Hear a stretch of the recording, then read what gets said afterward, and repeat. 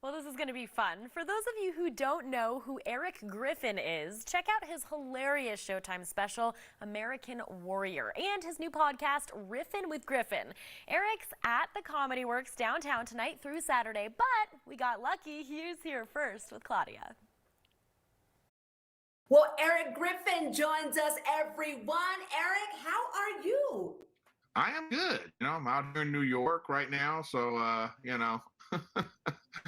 just doing what I do. I'm making the rounds. I'm getting back out here, and I'm looking forward to coming to Denver.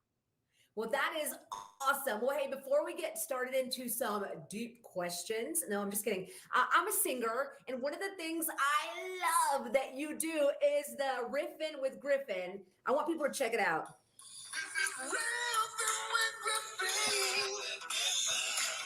You got to sing it with me.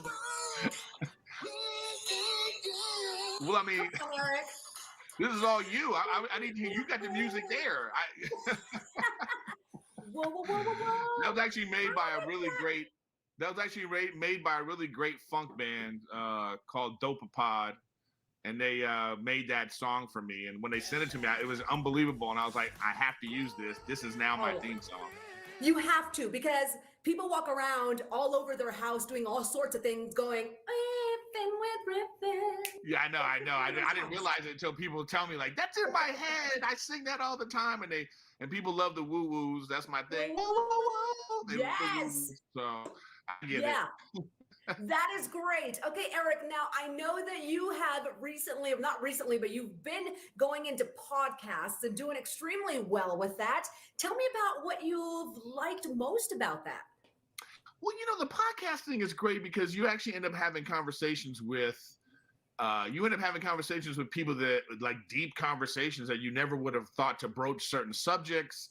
And I love the long form of it. It actually, it helps for creating material because you can kind of talk it out first because we're being funny with each other and then things are coming. And you're also just staying in the public eye in a different way. You're 1 degree away from all your fans. And it's pretty amazing. It's like, we're getting rid of traditional media because, you don't need to be interviewed because you can say what you need to say right to the people.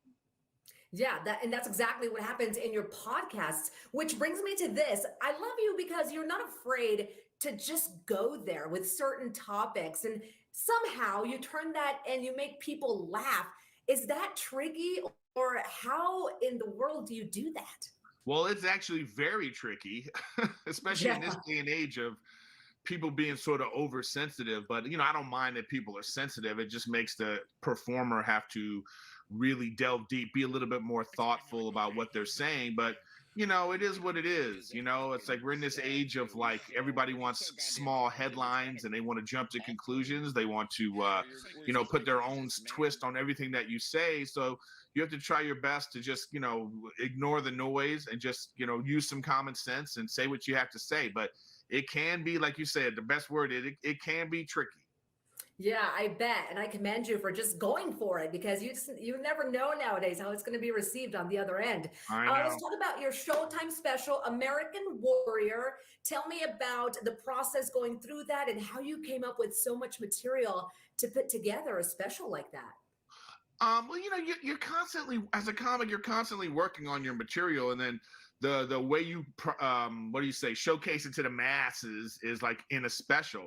But now this day and age, I don't even know if that's even special anymore. There's so many of them out there, and there's so many ways for you. Like you could just film something, put it on YouTube, and it's seeing just as many people as somebody who's on like HBO, Netflix, or something like that. So it's just that's just the way it works now.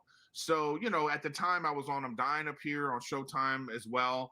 And so I was filming at the same time. And then it was just like constantly going out and developing this material and putting it together. And then we shot it and there we are. And, so now I'm just seeing what the next thing is, Yeah. But it's all fun. It's all part of it. And also with the challenge of a pandemic at the same time. So, it is what it is, but we're all doing the best we can, right? That's right. And I feel you. That pandemic, whew, it's gone to town on so many of us. All right, workaholics. I can't show a clip because this is daytime TV. So, Yeah, you but can't put workaholics on daytime TV. let's not go there. But do you walk around sometimes and people actually still call you Montez? Oh How does that work? yeah.